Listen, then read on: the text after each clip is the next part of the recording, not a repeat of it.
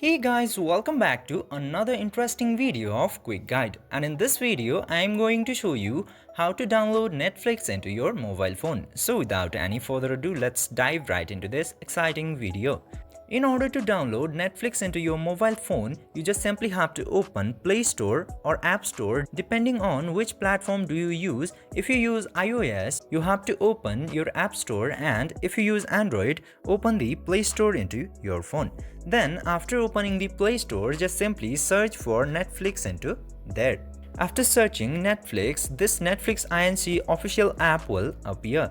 You just simply have to tap into this install button in order to install the application, and depending on your internet connection, your Netflix application will be installed into your device. By following these very easy steps, you can easily download Netflix into your mobile phone. I hope this video was helpful for you. If yes, don't forget to like, share and subscribe to Quick Guide to never miss another future update. Thank you for watching the video.